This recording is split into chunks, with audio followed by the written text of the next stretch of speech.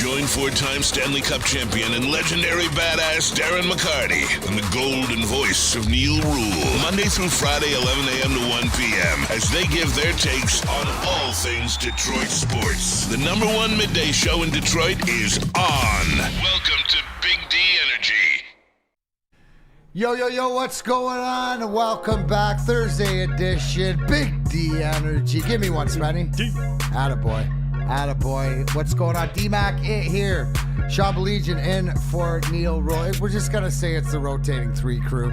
You're either into whatever else. KG and the ones and twos. What up? Were you in yesterday? I was. I wasn't. So good to see you back. I didn't see you Tuesday. Everything good with the fan? Oh, yeah. About as good as it can be. Yeah, good as it can be. That's all you want. Spend Mo Rocks. How we do? What's that? I can't. Spinning your mic cord, yeah. All right, Spenny's got a little technical difficulty. Anyways, Neil out and about. Yeah, we're going to get calling Oakland basketball somewhere tonight, I'm sure. But, so guess what? Sean and I are here. We will be talking hockey. A little bit, you know what, deservingly so for the Detroit Red Wings. Obviously, the Lions. Some great news coming out after the show Tuesday about the expectations of David Montgomery playing, obviously having the week off. I want to get into it. I want to talk about how everybody's going to spend this bye week. Coach Dan Campbell explained to us, he was going to spend a couple days with the family and do whatever. Do we have any plans, or do you have any plans to watch the playoff games? We'll talk about the NFL football, stuff like this. Alex Bregman, Tiger Talk, while we're here, is there a chance little Chris going to open up the wallet? Man. We'll see. We'll talk about it, but first, they bullshitting. We got to start with the Pistons, baby. 5 in a row, beating Brooklyn last night. My favorite thing is I look at the stat line and what Cade Cunningham had 13 points, which means that rest time, which, Sean, every time big teams, right, great teams, they find spots in the schedule in games they're supposed to win to rest their starters. Like we're living Sesame Street right now. We really are. And what I mean by that is, remember the count? There was always the number of the day. 5 is the magic number. We got a 5-game win streak from the Wings. We got a 5-game win streak from the Pistons. And Mac, this is, it's crazy when you think about it. Little Caesars Arena is such a beautiful arena. It really, truly is. And I know we have memories at other places. We haven't seen a playoff game yet there. From anybody, okay? No, and when was the first season? 18? 17, 18, right? Yeah. This is guys, legit. We might see a few playoff games this year. And can you imagine for both teams? And I get it. If you're one of those people that you're sitting there going, well, we're not going to win a championship. Okay, great. But you know what? We needed progress. We needed progress in the worst way. I think the Pistons needed progress more than anybody, Mac. I really do. I know Wings fans have felt despondent, but, okay, there's what the Wings have been through, and there's what the Pistons have been through, man. I mean, they have a playoff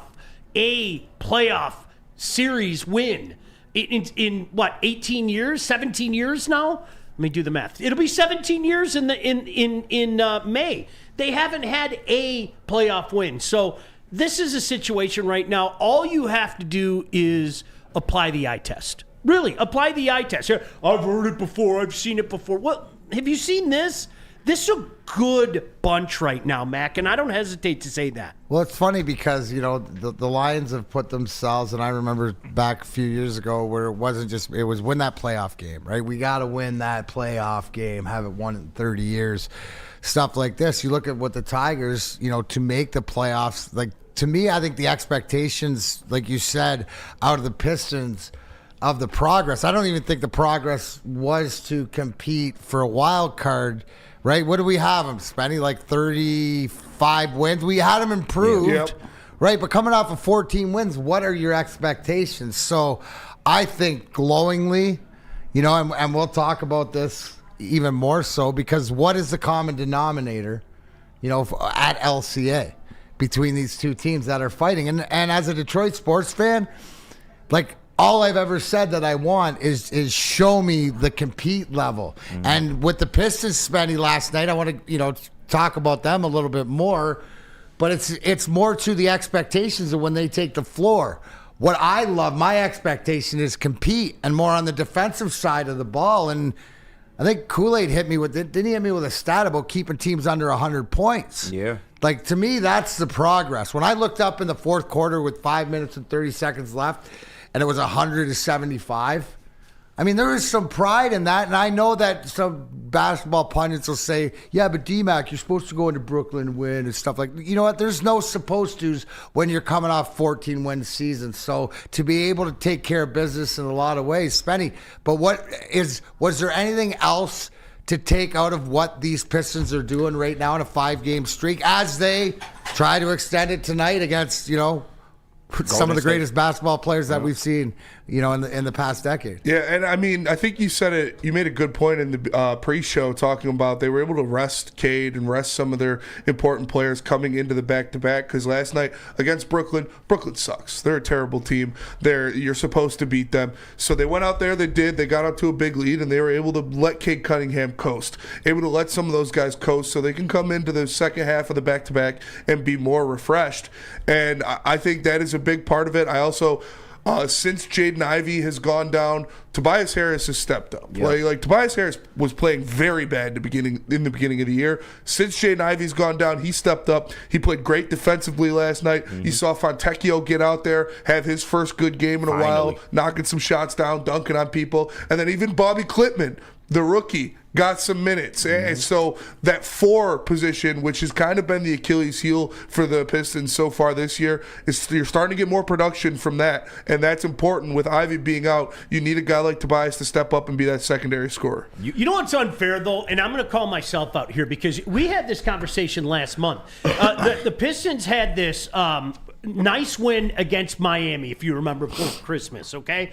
End up winning in overtime. And then they turn around the next game and play a shit show in Utah and lose to Utah. And what do we do? What did I do? This is what hurts the Pistons, okay? I want to be all in. I want to be excited. And then you turn around and you lose to a team that you shouldn't, okay? So if we're going to call them out when they do that, okay, we can't just dismiss it when they win that, okay? Because that's what I did. And Spenny, I even told you, okay, you got a little good faith going right now. And then for the people that aren't all in, like the Kool-Aids or like Spenny or like you, KG, for the people that aren't all in, you know what you do? You tune in the next night and you go, man, fuck this. Yeah. Right. Fuck this. This is what I get. I'm watching last night. This is a me problem. Screw this team. You have no business losing to this team, okay? So then I'm not going to talk out of the other side of my mouth when they go and beat a team. And oh, by the way, they're playing the Golden State Warriors, right? The second half of that back-and-back. Do you know who has a better record right now, the Golden State Warriors or the Detroit Pistons? Yeah. Like, think about that. I mean, that's where we're at right now. And I'm not saying they're going to win a championship. I'm not even saying, Mac, they're going to go win a playoff series. I'm not. But you know what? It's different. And different's good, man. Different's damn good. This is a team trending in the right direction, and I think there's a common denominator. You have to talk about coaching, right? You have to talk about coaching. No, the East is very vulnerable right now, and I don't care, if people want to use that as an excuse for the Pistons' success. You got to just play who's in front of you, man. But the fact that they go out there, and like you said, before they were, beating teams they shouldn't beat and then losing to the teams that they shouldn't. Now they're catching up on the back end. They're beating the teams they should be and also competing against some of the better teams in the NBA. So right now, in the face of Jaden Ivey being down, man, the Pistons are looking like great. And once again, to put it in perspective, they had 14 wins last year. They had 17 the year before that. These guys had 14 before the new year this year. And now they are sitting one game above 500 at 19-18. So you got to just keep going out there playing your best basketball. You getting improved efforts from some of your younger guys. Jalen Duren defensively has been better as well. Isaiah Stewart's back. He's playing good. So, yeah, hopefully they can just keep this train rolling, man. That's all you call for right now. The consistency, like you said, and we will hit on that point and talk about both these coaches. But also what I see is guys feeding off each other. What also, Sean, talk about this, because what also the next level that you don't see what great teams do when they play games that they're supposed to win, they take care of them so they can dictate, hey, you know what, D-Mac?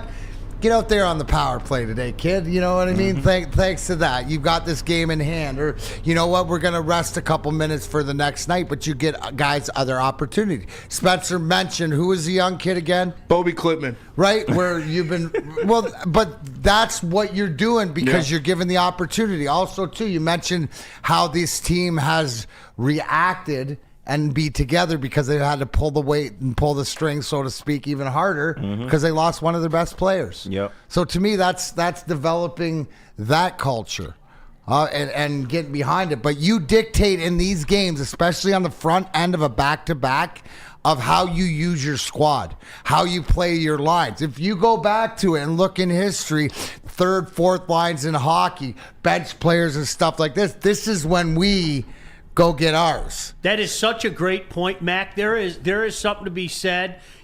But wait a second. You're giving me PP one time?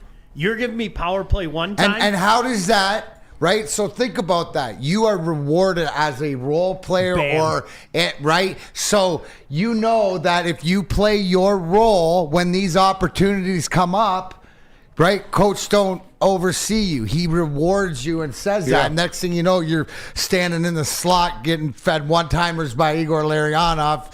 You know what I'm saying? So it goes down because then you, as a player, as an individual, no matter what it is, it's like, I'm part of this. You know what? They appreciate me. That's what I'm seeing, that appreciation and accountability. Yeah. So are we seeing a little bit more of what we've talked about all along, and I brought it up? We can see it 100,000,000% with the Lions. The guys next to them are more important. When they talk about not being out there, I got to be out there for my guy. I got to be out there for my guy. This is slowly, and this is a build. And I think when it comes to Pistons and Red Wings, what we need as fans is just that playoff game. Yep. We got to knock that off the list. Just like last year with the Lions, we were saying win a playoff game. We need that, right? Yep. And then look at where we're at now. So both these teams are putting themselves into the All-Star breaks in a position, right, to do just that. We could have both Pistons and Red Wings in the playoffs. And we got a super chat in the Woodward Sports Chat from Dante151. Shout out to him. There is a goal. It's 15 yellow super chats, which is $10 or more. And D-Mac will give Spenny the chair. Oh. So, yeah. What? I get you the chair? You give me the chair. Yeah. Protect Oh, the chair dude, what shot. do we got? What do we got to do for me to put you through a table? We'll do that later on. But we'll save that one. We'll build that one up to the live party. Yes. Oh yeah. We need a I'll give you folding the chair, chair, bro. But Dante151 says, let it begin, let them watch. Also, the Pistons are favored tonight against the Warriors by 3. Also, how insane is it the Cleveland Cavaliers been to have 32-4 record, and last night beating OKC by 7. Yeah, the Cavs and the Thunder, those are the two best teams in the NBA, man. And the Cavs are just insane right now with the depth they got going, with the wing defenders they have, and Donovan Mitchell. Donovan Mitchell is quietly carving out a Hall of Fame career for himself, and the guy is playing out of his mind right now. He's one of the best players in the NBA. Spider.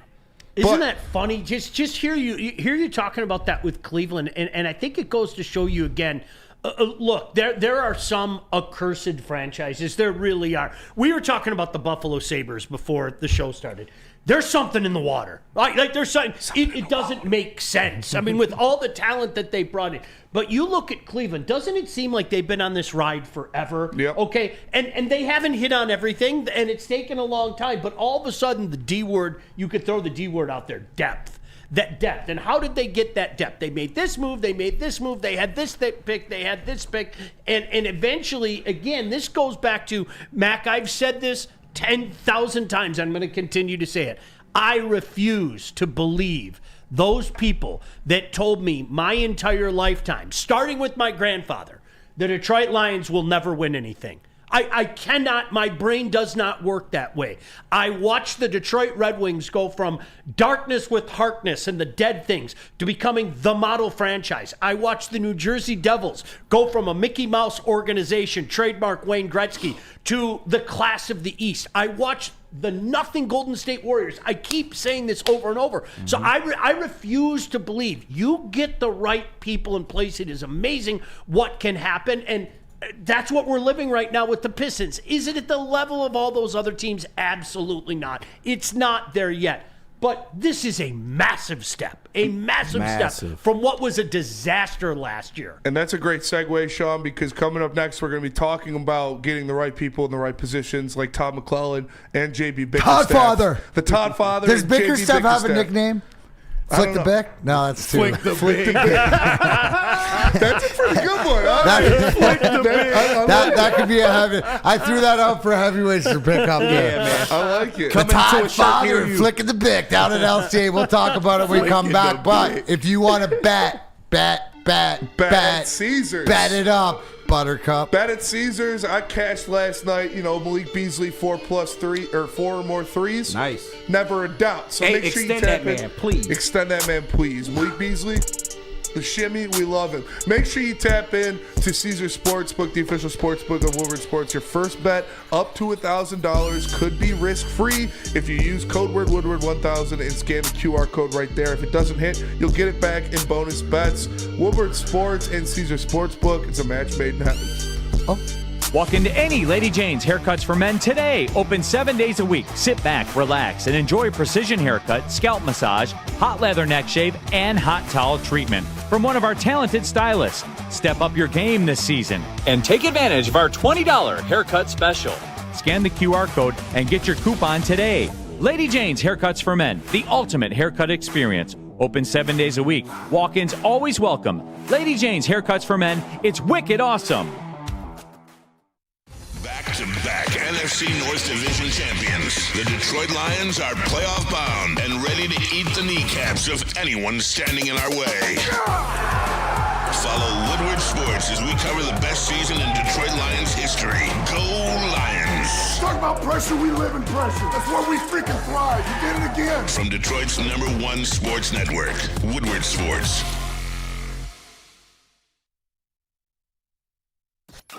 A ton of fun, a ton of sports, and a ton of man-meat. Welcome to the Woodward Heavyweights, live daily 5 to 7 p.m. on Woodward Sports. Attention sports fans, don't miss out on expert sports injury insights with Dr. Jeff Pierce from Michigan Sports and Spine, doing Dr. Pierce every Tuesday here. Big The Energy on Thursdays. Today, during Ermanni and Edwards, where he always offers top-notch injury advice. Trust the guy that I trusted for 4 Stanley Cups. Yes, Dr. Pierce is here to keep you in the game and performing at your best. For more information, visit MichiganSportsAndSpine.com. Call 248-426-9944. Welcome back, Big D Energy here on a Thirsty Thursday. Is it Thirsty Thursday today? Shout out, Jarvis. I know the Pistons got a big game tonight down at LCA against the Golden State Warriors. Steph Curry coming to town. Who's chime in if you're going to be down there. KG, Spenmo, Rax, D-Max, Sean Baligian, and for Neil Rule, who will be back Monday. I'll be in tomorrow. It'll be you and Anson tomorrow. I know. I'm working overtime, guys. I'm doing a Friday. So we'll do it. Looking for a nickname for JB Bickerstaff. The chat's going to have some fun with this. Maybe just the Bick. And the Toddfather. Anyways, what are we talking about? We're talking about coaching. We're talking about, obviously, a guy brought in at the beginning of the year for one squad and another one that has come halfway. But, Sean, I ask you, do you see similarities to the way that J.B. Bickerstaff and Todd McClellan coach, or what? I guess the big question is they're both on 5-game winning streaks, right? So what obviously, and Todd McClellan being 5-1 since he's been here, what is the big difference, and do they have some similarities in your mind? I think so. You know, a lot of times, Mac, so many times, I saw this great speech a couple days ago where somebody was talking about how today's players have changed and kids have changed today. And it's like, nah, bullshit. No, they haven't. They're kids. They're young players are still young players, okay? It's how we react to them that I think a lot of times. To me, Mac, one of the coolest things today, and this is what I love about Coach McClellan in particular, okay? You've been playing hockey your whole life. Go play hockey. Mm-hmm.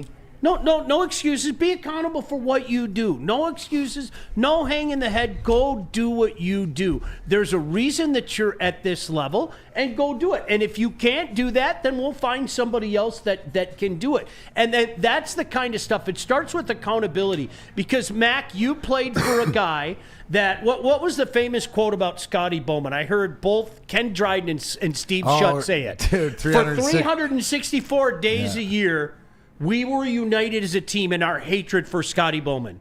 On the 365th day, we got our Stanley Cup rings. Absolutely. Okay, that sounds cool. So when a guy like that comes in and you know what to expect, and I'm not saying that Coach McClellan has that cachet. I'm not saying that JB has that cachet. But you know what, guys? Be accountable for yourselves. You know what you're doing. There's a reason you're here. Go out and do it. It really is sometimes as simple as go out and ball. Go out and play some hockey. And just reminding guys, hey, come on, what's going on? You've been doing this your whole life, man. Come on. Yeah, get with it and getting them straight again. So in that regard, Mac, it's no surprise to me that you're seeing both teams go like this right now. And with Coach Bickerstaff, it's like he's a pit bull on that sideline, man. And I think that's the biggest difference between him and Monty Williams. Obviously, Monty Williams last year, he was checked out. He didn't want to be here. We all know that. But even in game, when Cade is getting slapped on the arm when he's driving, no call, Cade Cunningham's in there yelling at a ref, who's Cade's the nicest, most mild-mannered dude there is, but even he gets mad, and then Monty Williams just sitting on the sideline. JB Bickerstaff is on the refs' asses 100% of the game, yelling at the sideline, hyping the guys up, bringing over his young players, actually coaching them on the sideline, telling people, like, hey, Stu, we need you down here. Like, he is on the sideline actively coaching these guys, getting them hype, getting that energy going. And for a young team like the Pistons, that's huge. That means a lot. You know what? It really, and I was talking the other day with Ozzy about this or whatever, but in the NHL, and I think that, like, drawing similarities to Bickerstaff, the biggest thing is Todd McClellan has coached the last 16 years in the NHL. There hasn't been a miss, so he knows this player. JB Bickerstaff, which the same way, has coached in this league what he's known at. You know, one of the things is, you want to mention Pitbull. Todd McClellan, he's that silent assassin, but he's got fire. He'll get it, and to protect his players, 1,000,000%. 1,000,000%. And it also leads back is sometimes the message, but it's accountability, right? And some guys, I guess, you know, if you look at it, are great guys, but they're not meant to be head coaches. It just gets me thinking here. You're going to find out probably with our Lions organization, as one or both our offensive coordinators take coaching jobs. If that's the direction that they're going, will they work out? You would think, because they're good, but you don't know. You know, you go back to the Belichick. So the fact with why it works is because he knows, right? He knows. He trusts the guys around him, and it's his coaching staff and stuff. But it goes back to Steve Yzerman. To me, this is the hashtag Wiser plan, and you can call me a mark, you can call me whatever you want. I'm just nailing the truth. When Steve said, yeah, the guys that we have aren't playing up to the potential that I thought. I thought we could be a wild card team, but right now we're underachieving. You get a guy in there to spark whatever else. You got Patrick Kane playing at you can't say he's not playing at an all-star level in the last since Todd McClellan's got there. That's what you have but to have. The biggest thing too, right, and I think to tie it up for me, is the fact of the effort. It's that spot. I see everybody in there, Wings fans to whatever. You see that what we saw at the end of the year, like that compete. Yes. You see it to the end. You don't win games like you did the other night against Ottawa when you're down, right? You look at that to be able to tie it up and to be able to capitalize and win that in overtime for whatever else, huge 2 points. And so, like, they're feeling each other. And I think that that's what's happened at LCA, is that you're starting to see that they believe in each other, and it starts from the coach sort of being there. Now, Bickerstaff has to implement, but I'll always go back to it. Look at the defense. You know, look at the way that they play defense. Same with the Wings. What do I bitch about, right? And the other night was not a perfect game. The other night, they did some dumb shit.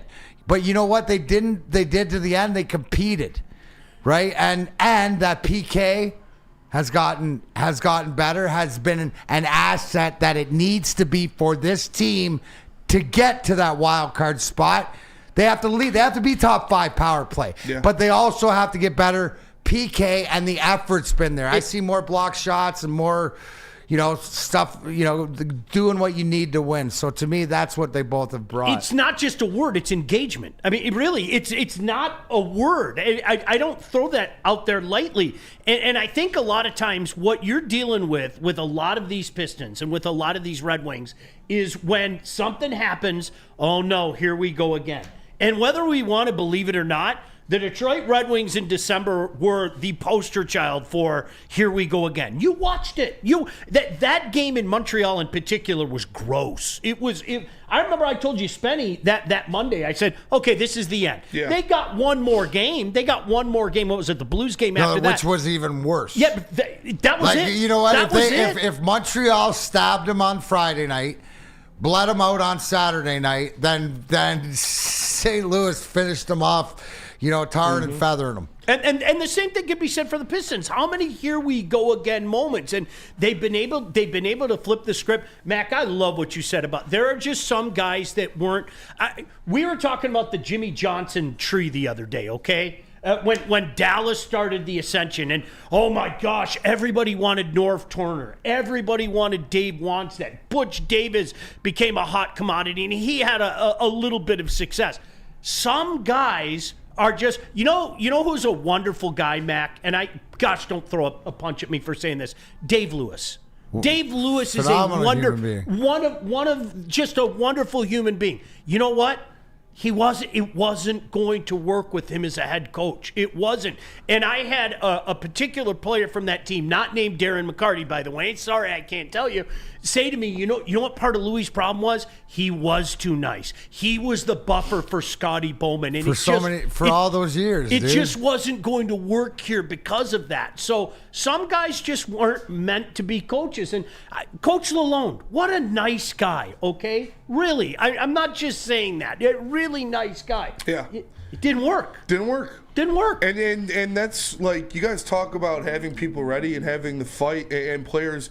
Like Joe Veleno stepping up big for the Red Wings, Mott stepping up big for the Red Wings, Sherratt Johansson, we were talking about before the show, he's looking like, maybe he's not the bust pick that people thought he was. He's looking pretty good. It's the same for the Pistons. Like we saw when Malik Beasley went 1 for 10 from 3, who stepped up? Tim Hardaway Jr. stepped up, had 20-plus points. Last night, you had Marcus Sasser and Fontecchio step up off the bench. Both of them had 15-plus points. And that is important. Obviously, that is part of Trajan Langdon building a quality NBA roster, which is what he did. He got in here and he got you some NBA names rather than these two-way guys they were playing with last year.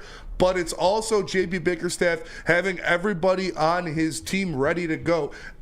Ivy goes down. All right, Sasser, you're our backup point guard now. You got to go out there when Cade's not on the floor. You're running the offense. And he's been up to par so far this year doing that. And him and Fontecchio played a great game last night. They were the reason we were allowed Cade to rest on the front end of that back-to-back, because they were keeping the offense afloat and they were keeping the nets in that safe distance away to where you could put your stars and say, hey, you guys don't got to go too hard. Let our backups go in there and keep this game in winning situations. No, absolutely. And you mentioned it. I want to touch on this, Spenny, when we come back, too, though, is you mentioned about the role players and the guys stepping up, especially the Pistons, for guys being down. But what about the star guys? Because that's who takes you out of this. I wanted to ask, because you can name every star guy or supposed to be star guy, but who are you impressed with the most for the Red Wings or the most for the Pistons? And if it is Cade, if it is Lark, whoever it is during this run, who is really, if you had to put a tag on the MVP of leading the charge out of this when we come back? But first, if you're going to drink some coffee, bro, especially on game day, where you go? Sabbath, obviously. Sabbath Coffee Roasters, specialty coffee delivered right to your door, and it's locally sourced. So support Michigan companies. SabbathCoffeeRoasters.com. Use code word Woodward to get 25% off your first subscription order. SabbathCoffeeRoasters.com. How do people feel about getting a Planet Fitness membership for $15 a month? How do they like working out in a clean and spacious gym that's filled with equipment for every workout? And how about free fitness training in the judgment-free zone that leaves them feeling energized all day long? Join Planet Fitness today with the free PF app, online or in club, and start getting that big fitness energy for $15 a month.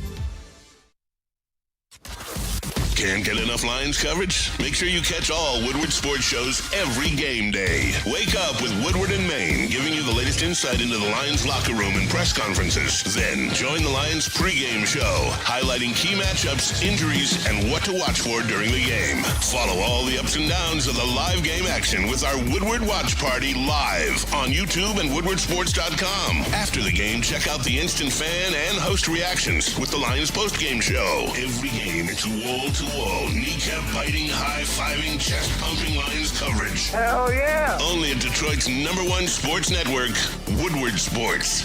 Woodward Sports, let's go.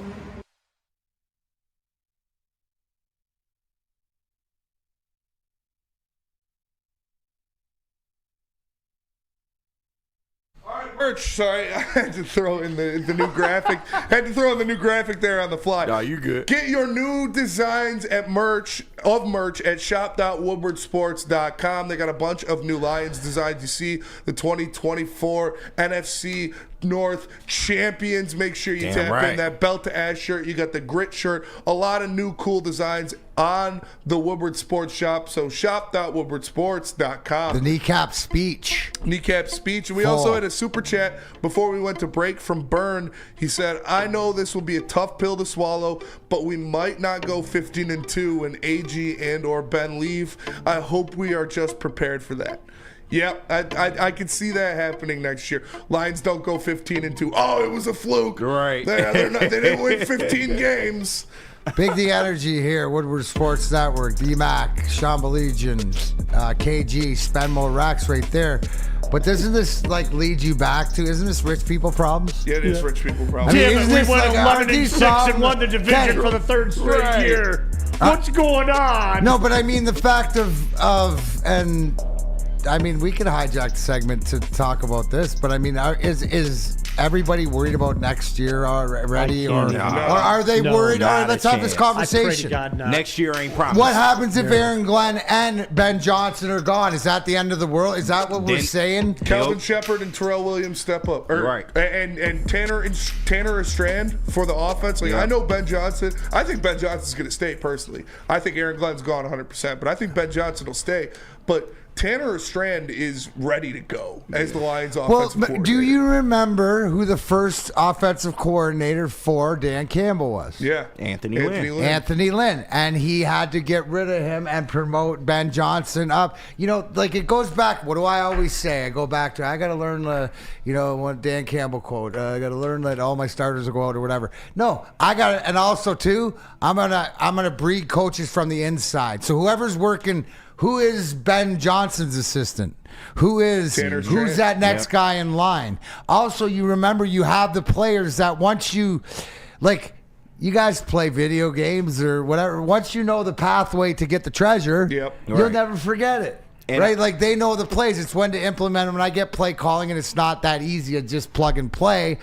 But I have confidence because one thing, too, in culture is you're ready for the next step. Yeah. And you'll still have Brad, Sheila, and Dan, so I'm not worried either way. I trust their judgment. Even if they had to go outside of the building and go find somebody, they got to conform to what the Lions culture is. They got to be the right fit. So even if they do have to go outside, I trust what they'll be able to do. We'll be fine. Can I just say this, though? I'm going to go back to the Dallas Cowboys. For the people that are worried about all this, do you remember the reports of their demise? Okay, so you had the great Dave Wannstedt leave after they won their first Super Bowl. Okay, guess what? We're going in the Maz time travel. Right? No, but this, and I think it's comparable. The reason I bring it up, though, Mac and Maz, the reason I bring it up is because it's very similar. You had this team that was on the cusp of something special, and everybody knew it. Okay, and then all of a sudden they lost their OC.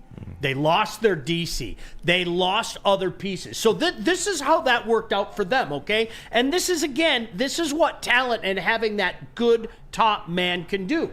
After their first Super Bowl, they lost the genius that was Dave Wannstedt. They won another Super Bowl.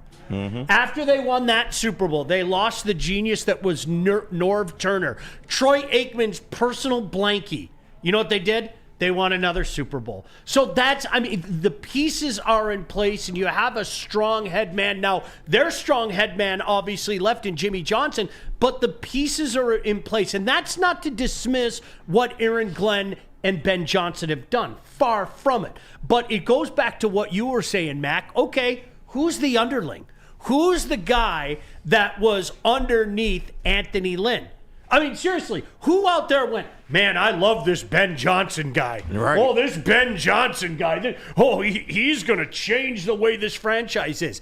These are guys that have been around winners, that have learned from winners, that have grown the same way that we all have grown. A fan base, a community, an entire franchise. So I guess I'll worry about that when I have to worry about it. Exactly. And that's why it's going to be Tanner Strand right after Ben Johnson, because he is quite literally the heir apparent. Like, sure. he is in like it's prison rules. He's holding Ben Johnson's pocket, walking around. Like, this guy he's the passing game coordinator now. He has a lot more say in the game plans and the play calling this year. He's taken a big step up in that. Ben Johnson and Dan Campbell have been grooming him to take this position next. But you understand, too, and also, Spenny, do we know what is Ben Johnson's record as the offensive coordinator? Because remember at the time when he was high, there was that's when they got there high.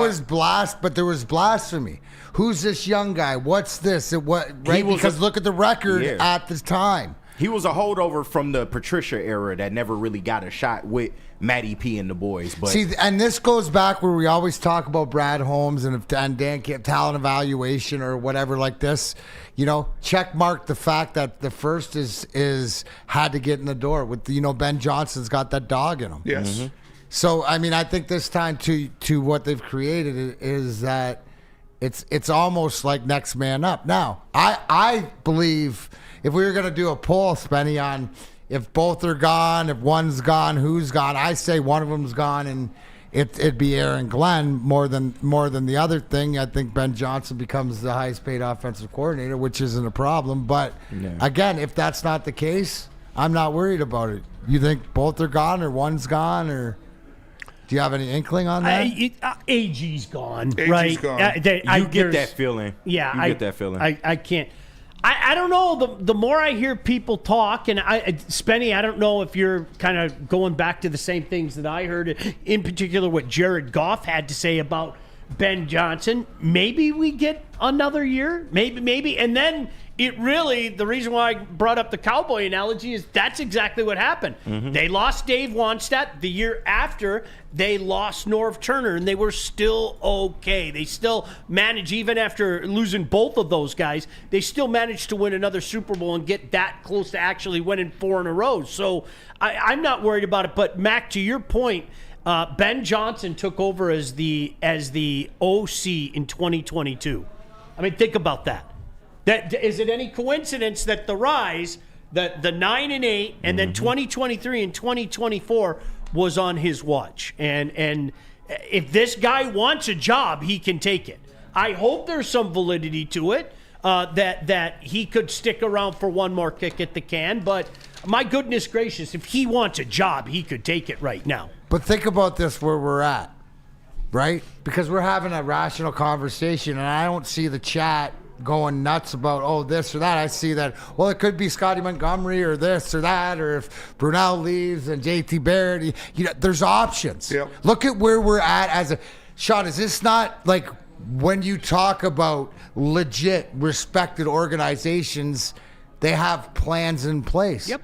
Now, I think about it for a minute. If you're AG or if you're Ben Johnson, these guys, I think they're dialed into this task at hand because they know it'll play out the way that it does. I don't see anybody eager to get out of town. They know that they got to finish this mission first.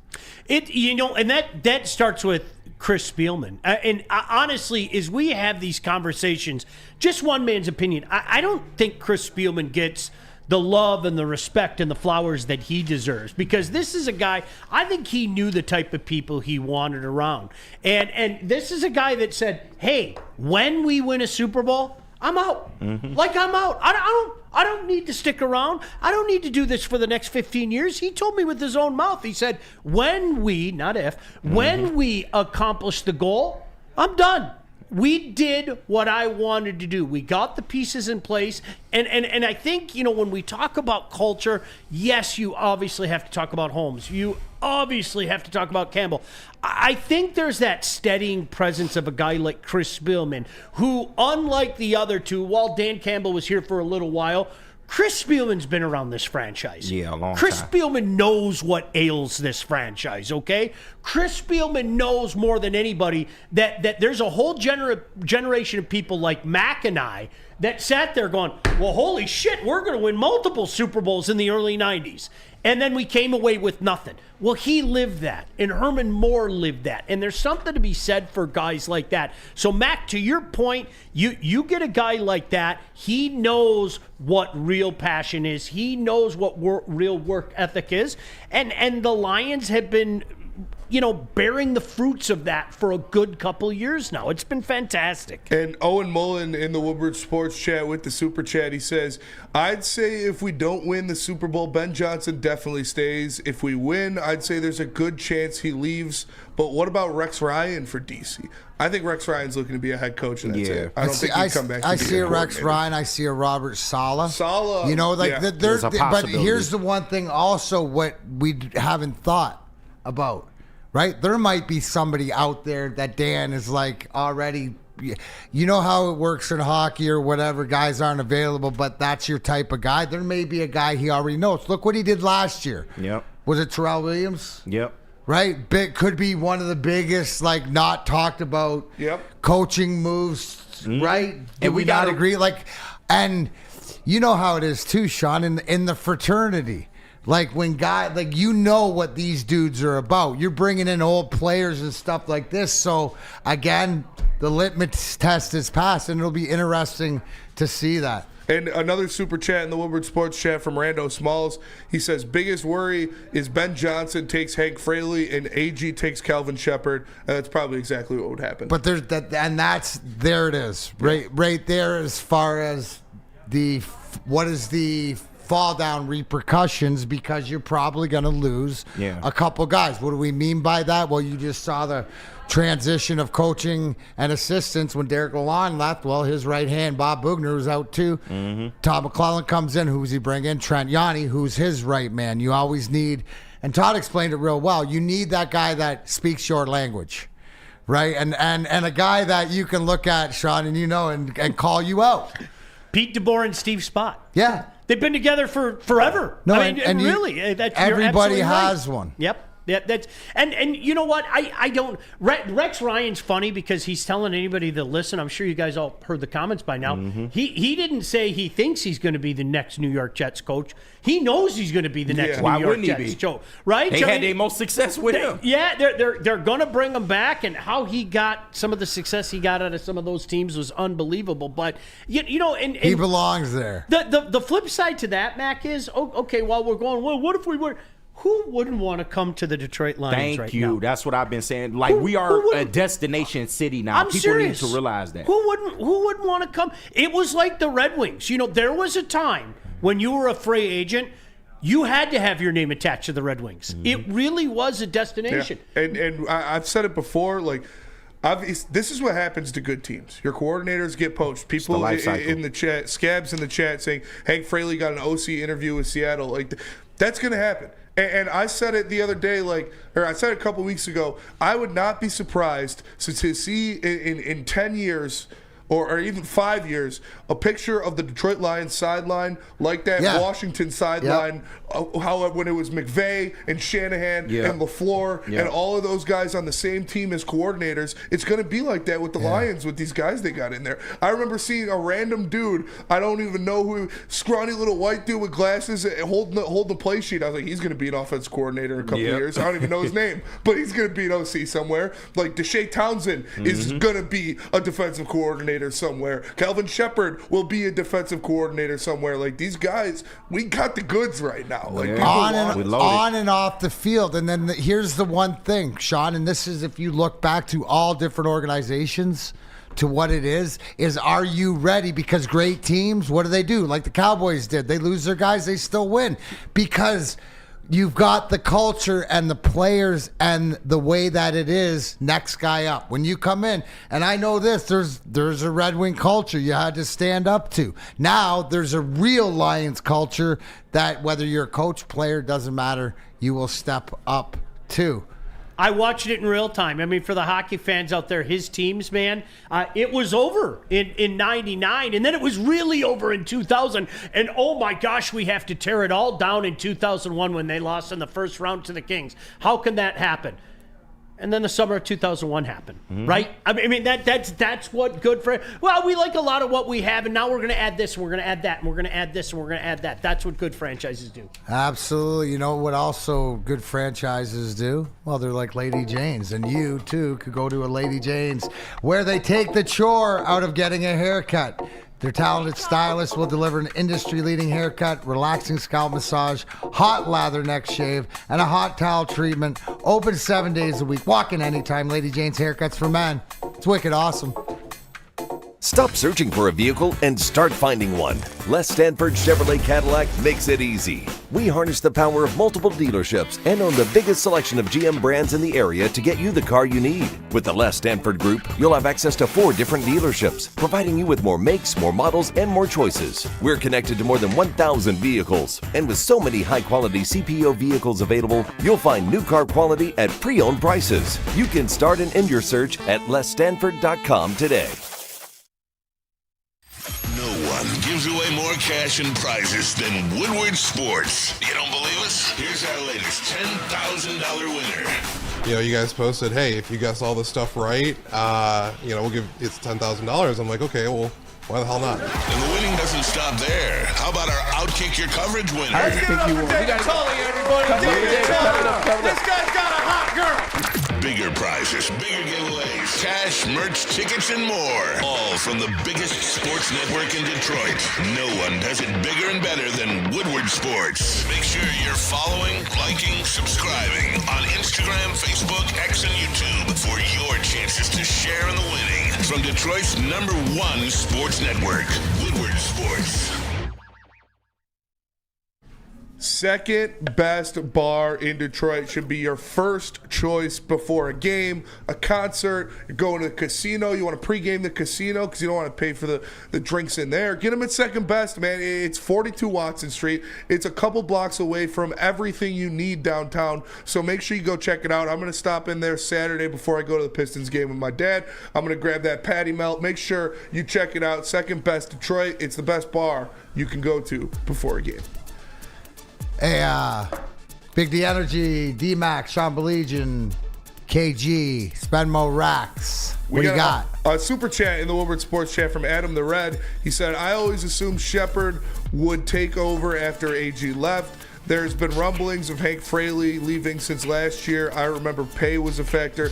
I think the Hank Fraley thing last year was if Ben Johnson left, he was going to go with Ben Johnson. Mm-hmm. And then when Ben Johnson decided to return, Hank Fraley came back as well. So, but yeah, the Calvin Shepard was definitely in line after last year. But with Terrell Williams, I think it's him. I think it's Terrell Williams too. Even Deshae Townsend could be in there too. Like he could, yeah. I'm excited. Excited to see. I trust whatever decision they make. Thank you. I'm not worried about it. You shouldn't honest to God, I'm not. I cannot believe those words are coming out of my mouth. Because they built it the right way. Right. How can you be worried? You know what it is, KG? it really is trying to unlearn what we learned. Yeah. That's been the Detroit Lions way. Unlearn what we learned. Are we talking about our whole educational system? Right. Or are we talking with the Detroit Lions, for sure. Are we Yeah. talking history of the world? For sure, with the Lions. I mean, we have all been programmed, whether you want to hear it or not. We have all been programmed to the Lions are going to screw up at some time. So let me ask you this. We have. So Sean, let me ask you this honestly. What percentage of SOL do you have left in your body? None. I'm not being funny. I have become the guy, and if some of my friends are listening, they will attest to this, much to their chagrin. I have become the guy when they all start the doom and gloom. I'm like, stop it. Like you need to stop this. Like we were doing it during the mini game. Like my group of friends were going, I can't believe it. We're going to lose to this shit team and everything. I'm like, are we watching the same game, man? Right. Like what's going on here? You know, like I keep calling him this on purpose. I hope you guys. Sam Bradford reminded everybody that he's Sam Bradford. Okay, he did. That's what happened on Sunday night. KG. Yeah. No cap. You and I watched that game side by each. We did. Was high-fiving. Had a great time. We had a great time. What was the common denominator or more things that were said between us? Was it not Sam Darnold? And, yep. Mm-hmm. Right? Missing a little bit of this or a little bit of that. Deer in the headlights. Did we not nail that from he was day shook. one? I kept saying he was shook the whole night. He didn't look right from snap 2 on the rest of the game. Right, and I said that. I mentioned it before, and I told like that's what you have, and it's like that stop mentality to whatever else because you're disrespecting these guys, what they've done, the perseverance to what show you. Yes, catch yourself. Let me ask you this: you have 0%, but do you catch yourself leaning towards I laugh because I will go, in the past, this is where it would have been SOL, fair. But it's not, right? Like I find myself thinking like other NFL franchises and fans think. Whereas before, all the good things that other franchises had, I didn't think about them. And I'm not being funny. I did not think about them. And now, you know what? There are a lot of good franchises out there. That still haven't cracked the ceiling. You know, there's the Buffalo Bills that have had a tremendous amount of success. There is the Baltimore Ravens and Lamar Jackson that have had a tremendous amount of success, but, you know, haven't been able to win it all in quite some time now. So now I think like other franchises think, Mac, where, you know what? It's like your Red Wing teams. You weren't going to win it every year. But you're in it. Mm-hmm. You can't ever count them out. You can't do that. And the second you count them out, there's a good chance that you're going to pop one. Now, does that mean that I don't think they're the favorite this year? Well, not only do I think they're the favorite, but Vegas now kind of thinks they're the favorite. And this is all about I am not going to deviate. How many times in our lifetime, Darren, you and I, how many times in our lifetime did we say before the season started Super Bowl or bust? No, it is today. This season it was. It's real. It's absolutely. For me, I can remember one other time after '91. I was all in and I was like, okay, well we lost to Washington. Washington kind of had a magical year. Now it's our turn. Now we're going to take that next step. And we know how that turned out. Was it not like and that for anybody who's not old enough? It was like going into this year. Mm-hmm. So if you want to take it back 30-some years or whatever, the expectations of Lions fans in 92 was the exact same expectations we had for this team now. And what happened? Right? So that's why I'm saying another reason why it's not different. Some guy named Jim Harbaugh threw a touchdown at the last second of the game. Whatever happened to that Harbaugh cat? But some guy named Harbaugh threw a touchdown, and you know what? Immediately, Mac, for me, do you know what popped in? Oh, no, here we go again. Oh, my gosh, I can't believe this is happening again. Immediately. Whereas, guys, I don't have those moments now. I really don't. I mean, you guys at home, maybe some of you guys do in the chat, I can't say at any point in time this season did I have that moment. Now, after the Bills game, did I go, ooh, that was ugly? Yeah, I did. But it was like, okay, we got the Bears next week. Go beat a bad team and you're back on track. So that's what's different. I'll say it again. I personally had to unlearn everything I had learned in my life about the Detroit Lions. I did, and it's we all did. I love it. I love it this way. I hope this sticks around for a long, long time, man. Like legit expectations. Legit expectations. Burn in the Woodward Sports Chat says, I watch the division rivals airwaves for fun. The 5th seed Vikings fans believe they have zero chance. The 7th seed Packers fans believe they can do it. Oh, wow. I don't with think them. the Vikings have a chance either. I'm No, with they them. don't. I don't think They still should. I don't think the Vikings have a chance, and I think Green Bay has a legit chance. Yeah. Can I say this though? The Jordan Love that I was terrified of a year ago is not the Jordan Love that I'm terrified of now. Yeah. I don't know if it was, sophomore struggle. I don't know. He just looks like a different guy now. He doesn't look like that. He's not trusting his guns. Yeah, he doesn't. Like, honestly, he you knew Favre begat Rodgers, and we all sat back and said, oh, they did it again. And KG, maybe this comes back to unlearning what we learned. Yeah. I don't know if he's the guy. I got to be honest. I don't know if he's the guy. I don't know. He got a lot of good qualities about him, but for all the offseason and all the glazing that we heard of, he's the future of the NFC North. I just don't know. I was one of them. I was terrified of the guy. He has talent, but he got to put it all together. He's a guy now. He really is. He's a guy. And we'll see what happens. But Well, does your perception change if he goes into Philly and wins? Oh, 1,000%. Yeah. I think that's what you're telling me. You're scared again? No. Oh, of course, I'll go right back to. No, you better not. But isn't that? Listen, that and it started with us last year when he came in and did what he did on Thanksgiving. I was like, holy shit! I've seen this before out of Favre and Rodgers. And then he did it against Dallas in the playoff, and then he almost did it to Frisco. He shot himself in the foot a couple times that game, but still, he kept them hanging around. So, yeah, you again, I think sometimes, Mac, we're guilty of the linear thinking, and it doesn't always work that way. Well, if Love did this, well, then surely he's going to do that. Well, sometimes it doesn't always work that way, and you saw the Packers go like this year. That can't be debated. Now, can they change that along the lines of what Mac just said? If they go into Philly, well, we'll all reconvene and go, gosh, damn it, he did it again. Mm-hmm. Then we have to have that conversation. I hope he does. Because I would much rather face the Packers. Oh, my gosh. That's easy money for the Lions. Thank you. We were talking, and I'd be remiss if when we're talking culture here and what has sort of changed. We got a couple videos that I want to show you on a couple of defensive guys when we come back. But don't take it from me.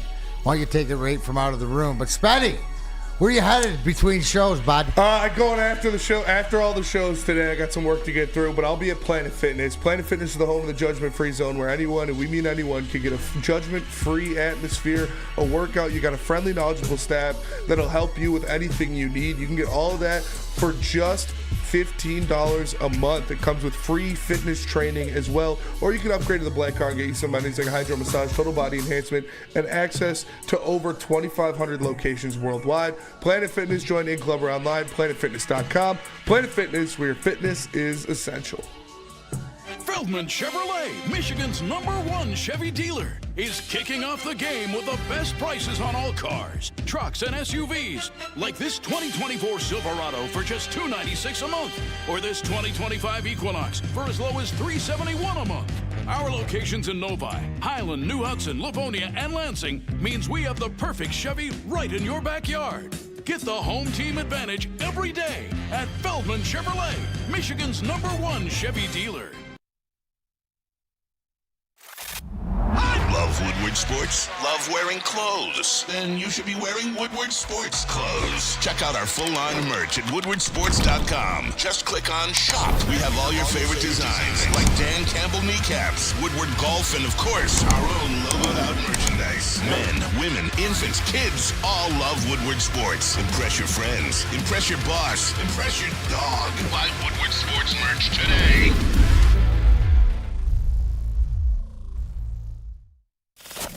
We don't like to brag that we are the toughest sports network in Detroit, but we do have a guy named Darren McCarty on our side. Woodward Sports.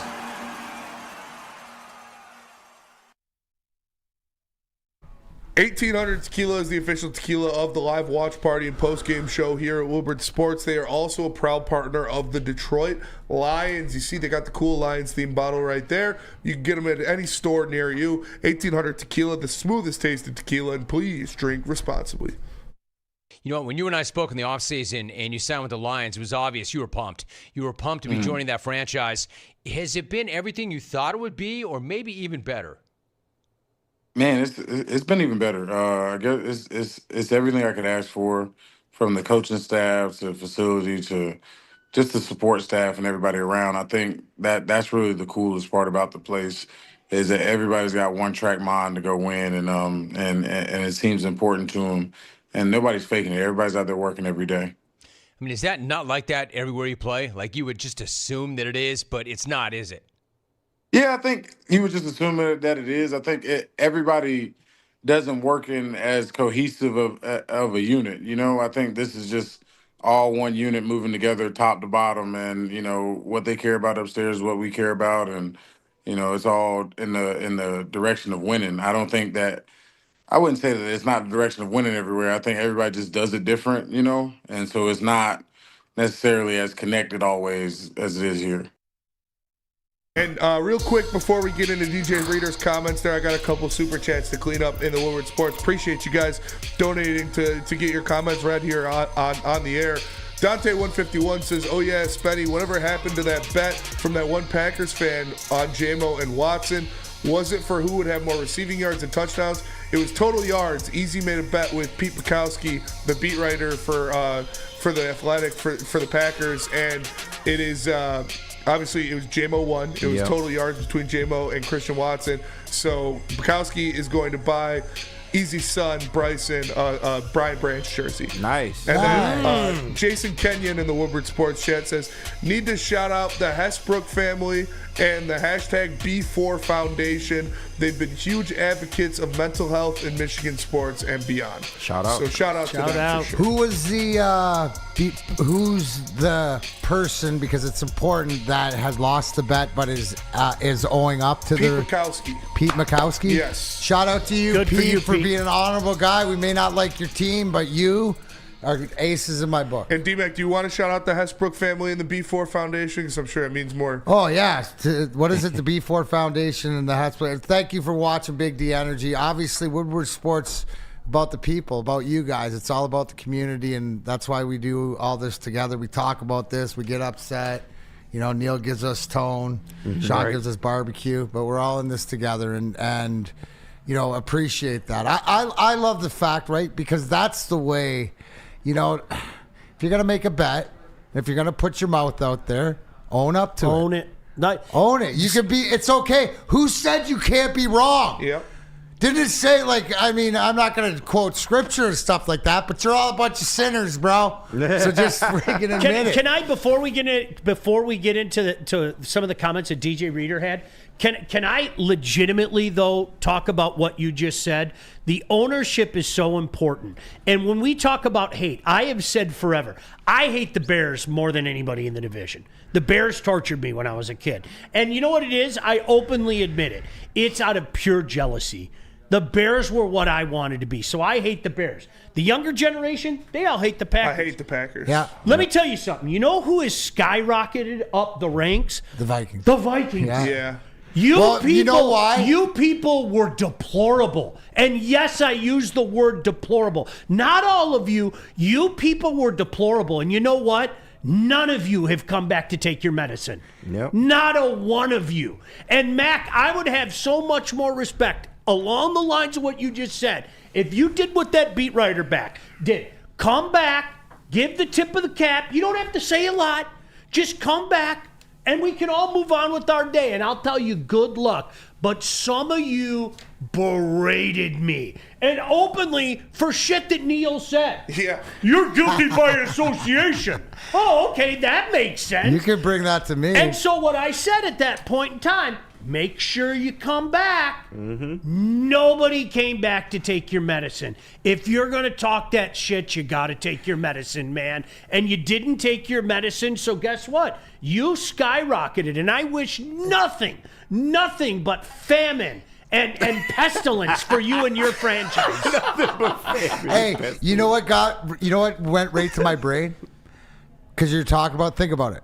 Act like you've been there before. Yep. And you know what? I will give the Bears fans credit. They know who they are and what they got. You know what I'm saying? Back in your hole. Green Bay fans at the thing, they realize what we're doing here from being dominant in the division for so long. They can see it. They sort of sit back and own up to Minnesota has never been there.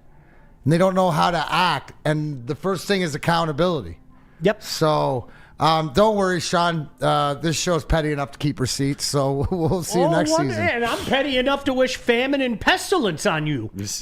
I want it all. Absolutely, because I want it all. As DJ Reader was saying, it's culture. And you know what? What did he say? It's everybody in that building, from the training staff to the lunch lady to everybody is on the same page of winning. I'll even extend that to the fan base.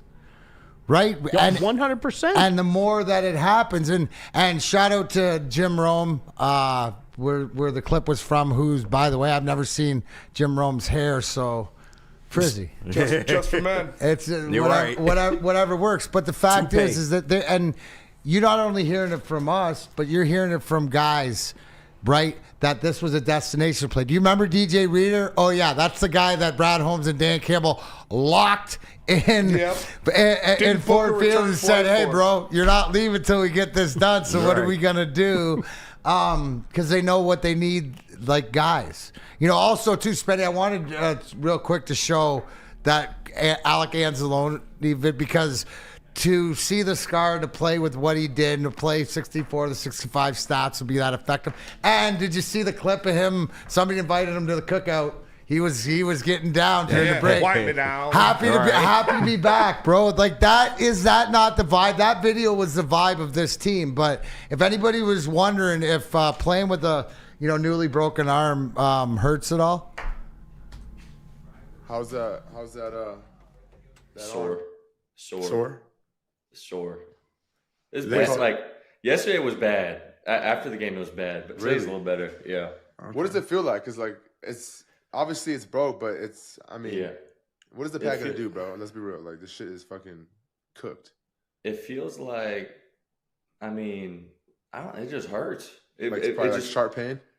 Yeah, more like dull achy, but it hurts. Okay. Yeah, but like yesterday, I tried to lean back and get up. Right. And I'm on the floor or whatever, and it's like, nah. Yeah. What'd you caption on Instagram? Like someone with dogs? What was that? You know what it was. No. Yeah, it was like, no. What was it? Everyone wants to be a dog. What is it? Fuck. No, I want to hear from him. What'd you say? Everyone wants to be a dog until you got to do some dog shit. Yeah. That's hard. That is hard. He's like, that's hard. That's hard. Your DB had a good quote, too, after the game. That shit was hard. Oh, yeah. That was harder, honestly. And that was like off the chain too. Gotta love it. There's Alex Anzalone, Amon-Ra, St. Brown, and EQ St. Brown on the St. Brown podcast. You can go listen to it. It's great stuff, dude. Listen to me. EQ is my type of guy, dude. He's just a shit stir. Yeah. Whatever to sit back. He would be awesome. Just to because he knows how to do it, right? Mm-hmm. So if anybody wondered what it was like, if the secret sauce, as we hear Doc talking about, anybody who saw the big scar or whatever, warrior, dude, warrior, because he's in pain. Now, if you've had it broken and played with it, it's probably like the throb. It's probably not like the sharp knife pain. It's probably just that constant throb. But that's what these guys, this all taps in to the fact that they're going to do whatever they have to do if they can get on the field to help this team. And God bless them. You put that in the pantheon. When we were growing up, you heard those stories. Hacksaw Reynolds chopping off his cast before a playoff game. His captain, Steve Yzerman, he played on one leg, period. End of story. He did. His knee was destroyed on the other side. You put this in the pantheon. You do. You put this in the pantheon. And the best thing about it is just kind of the whole hum. I mean, it hurts. It's like a dull pain, but no big deal. You know, the rest of us, I'd be in the fetal position, sucking my thumb, holding my arm close to my body and everything. These guys are built different, but that's what we're talking about. You're in a position right now where you don't want to let down that guy next to you. You don't want to let down that guy next to you. You know you have to find a way to get out there. It's awesome, and it's something that deserves that applause. There's a couple things that happen when your stars especially, and you know that they're playing through, going back to the Yzerman and 0-2, watching him in Carolina try to take a one-timer and then get off the ice, and it took him like almost 30 seconds to get up. It forces you as his teammate, like, what am I? Self-evaluation. Oh, I got a little bit of a back sore. I pulled, like, suck it up, Buttercup. And the biggest thing is what you hear out of all these injuries is that the reward of the accomplishment of winning together and doing something that they can to win the Super Bowl is such a way better feeling than any pain that he's going to suffer. Because that's all the pain's temporary. What they're trying to accomplish is forever. Burn in the Woodward Sports Chat dropped a super chat in there. He said, surely a team of Minnesota's caliber, 4 Super Bowl appearances, 20 division championships, 9 NFC championship appearances, has won Super Bowl, right? Right? Mm-hmm. Boy, the way they talk, Burn, my gosh. Here's the thing, too. You would have a legitimate point if we didn't go into your place and beat you earlier in the season. Like that's what I gave you 10 points. I was really confused by it. And Mac, I think you hit the nail on top of your head. Act like you've been there before. Look, we had to play the meek one for a long time. And we have nobody to blame but ourselves for that. We had to be the quiet one. We had to be the fan base. We couldn't talk because, again, honestly, we had to unlearn that which we learned. And I didn't want to talk because I didn't believe it. Now I believe it. No. And these guys have fulfilled it up to this point. Well, it makes so much sense. As the Doughboy Steve says, that's why Spenny threw the Vikings his towel so they could wipe their tears. It's true. Very nice. I gave the Vikings a towel they could wipe their tears with. It's normally under my bed. Absolutely. Spenny, you're a nice guy. Yeah, I do what I can. Thoughtful in its own way. Do what you can. What do you do when you're going to pound some beers, bro? Oh, I grab them from New Holland. Obviously, they got the Tangerine Space Machine, the official beer of outer space, and they've got the taller long drink. It's literally the best canned cocktail you can get. Flat out. I'm a gin guy too, so it helps. It's a gin-based cocktail made with real grapefruit puree, and again, it's a Michigan company. Support local. Support the people in Michigan making these delicious beverages. You can get them at any Total Wine near you. Taller long drink from New Holland Brewing Company should be your choice at a game day, at a party, at a tailgate, wherever you're drinking. Drink some Taller. How do people feel about getting a Planet Fitness membership for $15 a month? How do they like working out in a clean and spacious gym that's filled with equipment for every workout? And how about free fitness training in the judgment-free zone that leaves them feeling energized all day long? Join Planet Fitness today with the free PF app, online or in club, and start getting that big fitness energy for $15 a month. Back-to-back NFC North Division champions. The Detroit Lions are playoff bound and ready to eat the kneecaps of anyone standing in our way. Follow Woodward Sports as we cover the best season in Detroit Lions history. Go Lions! Talk about pressure, we live in pressure. That's where we freaking thrive. You did it again. From Detroit's #1 sports network, Woodward Sports. Are you overdue for a new car? Beat the holiday rush and get an amazing deal from Les Stanford Chevrolet. Right now, a Blazer EV 2LT with all-wheel drive is only $149 per month. Or check out the Equinox EV LT for only $169 per month. Get to Les Stanford today or click on the QR code on the screen. Check out our massive inventory. Don't forget Les Stanford has Cadillac, Buick, and GMC as well. Les Stanford at Dearborn and Ferndale, lesstanford.com. Together, let's drive. Vroom, vroom. Big D Energy here on a Thursday. D-Max, Shoddy B, in for Neil Rule. KG on the ones and twos. Spenmo Racks spinning it. Before we continue, I saw it in the chat. Wait. How did the Pop-Tart 5 go yesterday? And am I taking heat for the chocolate chip pancakes? Nobody's had them. Nobody knew what they were. Are they a Canada only thing, or is that?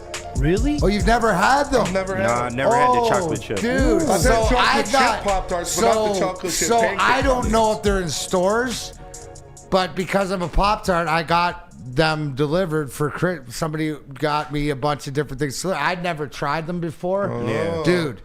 Toasted, so they're one of the newer ones. Like I know I've seen like the Eggo waffle ones, awful, terrible. Like there's a bunch of awful The new ones, Boston but this cream chocolate ones, chip pancake. Really? Yeah, don't really like the Boston. I'm not a fan of Boston cream in general though. So yes, makes sense. So I Does it got a syrupy taste? Is there a syrupy taste The in there too? waffle ones are, yeah. Those are awful. Yeah. Okay. This has more of a pancake. Okay. I just thought of this because I haven't had them in so long, but this definitely, the cinnamon roll Pop-Tarts, those should have been on my list. Yeah, those are solid. really good. That's a ball drop by me. I totally forgot about those. Now, Well, all you have to do is get me that Pop-Tart trophy so I can fire out Pop-Tarts and we'll fire out chocolate chip pancake top. I'll see. I'll go look at the store and see if they're around here or whatever, or if it was ordered. I'll ask the lovely person that sent me them. So I went on the Pop-Tarts website yesterday, and they do have those Pop-Tarts that you talked about, but they're rated because you get to rate each Pop-Tart. They were rated a 3.8. I know. I don't know. I get it, bro. But I'm telling you, in the total, that's why you got. Hey, you know what? Be your own person. Yeah. You know, somebody's 3.8 is another person's 10. That's true. You know, so do you, boo. Yeah. I mean, the only thing you can do is try it. And if you don't like it, then don't try it again. Oh, my God, that concept. Boom. I know, right? I would like to try. You know what? I'm glad you don't fucking like them because more for me. Send me all your chocolate chip pancakes. I'll eat them right here. But definitely, Kenny, I bet you they ate them. No. They're a 3. They're a 3/8's a little rough. Yeah, they're like a 5. They're a 5 cold, but they're a freaking like a 9. What heated up? Now I might have put them on the higher on the list than they deserve, but they blew my mind. I feel you. Yeah. For something else. I mean, because I think that everybody had like cinnamon, brown sugar, cinnamon, and strawberry. Mac, and stuff. you know what? You just said something like for anybody that's ever gone out hunting, and I used to hunt a lot. Bringing those cold Pop-Tarts, that was like for me a pocket full of beef jerky and a couple of Pop-Tarts. I'm good. I'll stay out in the woods all day or until it takes the time for me to get that 10-point buck, whichever one comes first. But that was fantastic. But it pops when you put it in the toaster, man. It just does. Yeah. Mm-hmm. It pops. I've There's never, no other I've way never to say been it. hunting. I want to go hunting. Yep. My uncles go all the time. Absolutely. My dad said he used to go squirrel hunting when he was younger back in. When he was in the South, they go like squirrel hunting and stuff like that. But I've never been. I can see Wait, did he? He didn't eat them. He just hunted them. No, he'd eat them. You eat squirrel? Yeah. Okay. Oh yeah. So you go get some red tails, come back, cook them up. Acquired taste. You ever had squirrel? Never had squirrel. What would you say the most exotic thing? I wouldn't even know where to start. I had mako shark. I've had. I mean, I've grilled almost everything. If you find me, what's one of the things for the people out there, like buffalo, right? Yeah, Where buffalo, yeah. which is like a fine gator, and you know from being down in Florida, dude, from being in Florida, yeah. I love gator. Gators. If you haven't tried gator, it's you gotta good. try I don't gator. know. Somebody how do you describe it? It's a unique taste. Everybody said it tastes like chicken. You talking about gator, right? I like chicken-ish. I want to say the one that I like, but I'm not going to say what it is because I don't want to get clipped because it sounds really close to the male anatomy, but you get it in like the Venus? No. Other word for it, different, like a rooster almost. You get it in the islands. Like I got it in the Bahamas. It Rooster comes in a giant shell, and they fry it up and make it. It's seafood. Conch? Yes. A conch. I didn't want to say yes. Well, conch doesn't sound like a clock. The gamecocks, right? Trust me, it's the close enough. Gamecocks. Somebody would clip me, but that's good. It's conch really has meat in it. Yes. It's good. You can eat. When I went on a cruise my sophomore year, and we were in the Bahamas, and we had it, and it was really good. Venison is I like a lot of the gamey meats that other people don't like. Yeah. I do. It's got a gamey taste to it. I don't know. You do venison right, boy. I had a fire deer burger before. Like it was so good, juicy. You do and it right. Like one of my favorite things, like the jalapeno cheddar venison sausage or sticks.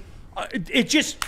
It's a perfect fit, man. I don't know how to describe just that slight gamey taste with a little jalapeno and cheddar in there. It just pops. It really does. So, like, we got now that we're on the food and whatever like that. Let's take this segment right now and talk about Sunday, because the greatest thing is that I don't know if people were sitting from Woodward and me personally when I'm sitting beside Kenny and we're running up the score. I think I even said to you, bro. I looked at you and I go, we need this win because Sean's barbecue. Yep. Now, for the guys at Woodward that haven't had Sean's barbecue, I'm excited. And you ask, it's like Sean talks a lot about it, whatever. And my analogy is his passion and performance in the barbecue game.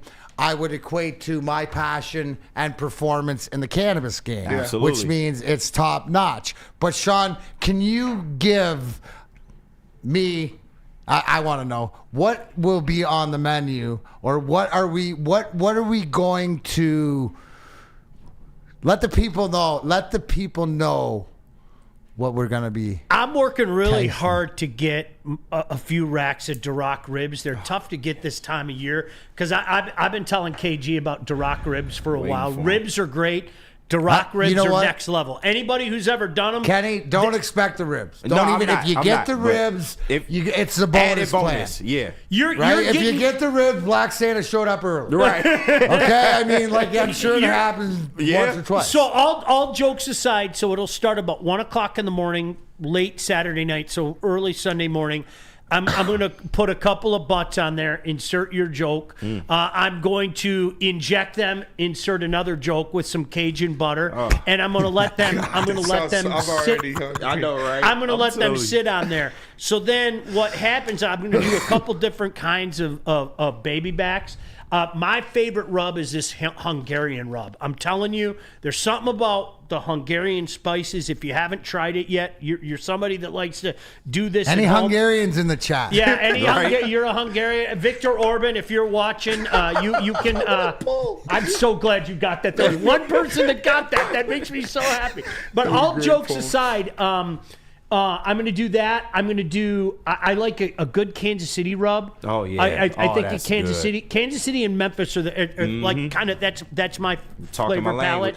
I'm going to do a bunch of wings. I know he likes them. I'm going to do them naked, just wings. Pure smoked, and then I'm going to do some Parmesan garlic type of wings and things like that. Come on. And then there are a couple things that Mike and I they're surprises. And surprises. There's a couple things we're working on for some surprises.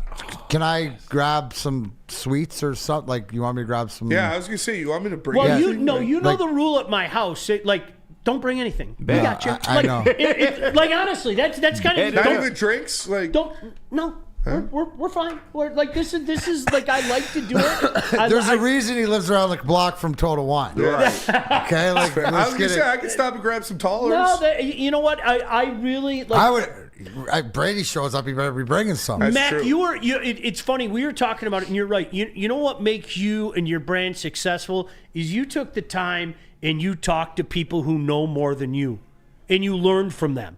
And you were a sponge, and that's why every day. That's why you've been. And you know what I did? I did the same. Like, think of some of the barbecue guys, like the big barbecue guys you've seen on TV. Oh yeah. I legitimately have had conversations with them. I've stood next to them. I picked up things from them. They told me shit where I was like, I never heard of that. And so give the people out there, right? One little tip you picked up. I did this. I told KG I did this past New Year's Eve, and the greatest judge, for those of you that are parents out there, the greatest judge who's going to shoot straight with you are your kids. Because your kids will tell you, if you fuck up, your kids will tell you, Dad, that sucked. Yeah. They will. I mean, my kids shoot straight with me. Your buddies will be like, oh, no, dude, that was great. And then they're driving away going, man, much ado about nothing. My kids will look at me and go, that sucked. I had a guy tell me recently, so anybody who does a rack of ribs, you know, get to 202. Get it to 202. And he said to me, you know what? Give yourself a little extra time. And I was like, okay, this ought to be good. I got the meat to 202. Why? He goes, take them out, wrap them in foil, and put them in the oven for like an hour and a half. Well, why would I need to do that? It's already at 202. Trust me. That's how we did it. I worked at Chicken Shack for 6 years, and I made thousands of slabs of ribs in my life. And that's what you do. You put them on the grill. You take them off. You put them in these big, deep trench pans. Throw tin foil over the top. Throw them in the oven, take them out of the oven, put them back on the grill, and those ribs. You have to break down that meat. 202 breaks down the meat to a very acceptable level. It does. It breaks it down. But you want next level. Now I don't know about you. If I want a good rib, I don't want it fall off the bone. Not necessarily. Right. No. If I the want meat got to be tender, it don't got to fall off the bone. And if I want fall off the bone, why don't I just do the butt? Right. No, 100%.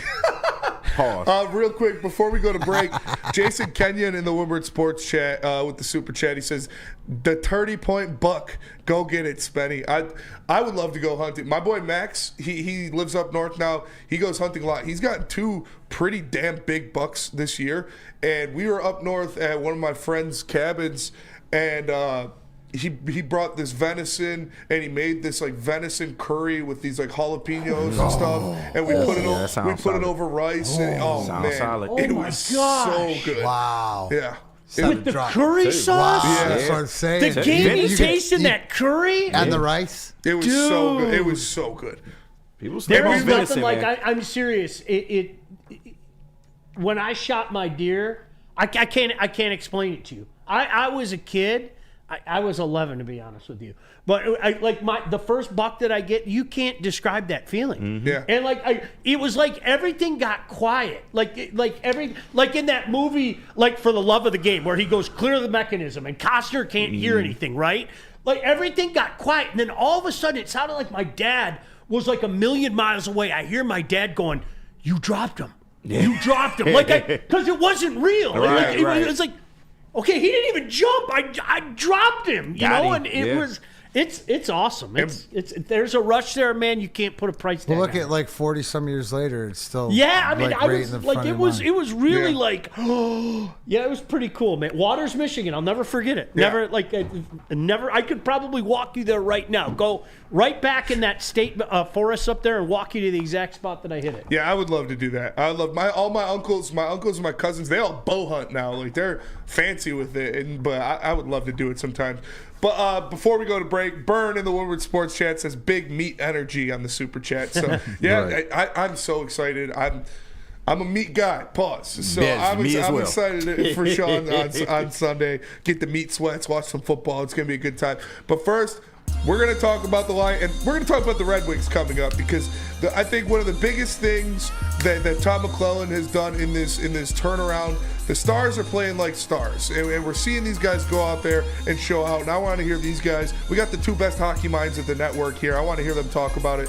But first, let me tell you guys about the pregame show and the Woodward and Maine. So Woodward and Maine, of course, starts it off with Terry Foster, the legend, with Matt Broder, the legend, and then you've got Sean and Neil for the playoff pregame shows. Obviously, they're presented by Sabbath Coffee Roasters, New Holland Brewing Company, and Tullamore Dew Irish Whiskey. The pregame shows, they're home games. We got home field advantage, so they're going to be at second best, 42 Watson Street downtown. Make sure you go check it out. The pregame show, and of course, Woodward and Maine with Terry and Matthew Broder every morning to get your day started on Lions game day. Woodward Sports is doing Lions coverage better than anybody in the state. Stop searching for a vehicle and start finding one. Les Stanford Chevrolet Cadillac makes it easy. We harness the power of multiple dealerships and own the biggest selection of GM brands in the area to get you the car you need. With the Les Stanford Group, you'll have access to 4 different dealerships, providing you with more makes, more models, and more choices. We're connected to more than 1,000 vehicles, and with so many high-quality CPO vehicles available, you'll find new car quality at pre-owned prices. You can start and end your search at lesstanford.com today. injuries? Big news. Twice a week, Dr. Jeff Pierce from Michigan Sports and Spine joins Woodward Sports Network for the Injury Insider Report. Big D Energy Tuesdays at noon, and Ermanni and Edwards with Maz Thursdays at 3:30. Get expert analysis and in-depth breakdowns on the latest sports injuries from the man trusted by top athletes in the community, like D-Mac. Whether it's the Lions, Pistons, Tigers, or Red Wings, Dr. Pierce talks us through it all. Don't miss the Injury Insider Report with Dr. Jeff Pierce, your go-to source for understanding the impact of injuries on the games and players we love. Only on Woodward Sports Network. Scan the QR code on the screen or go to MichiganSportsandSpine.com to see if Dr. Jeff Pierce can help you.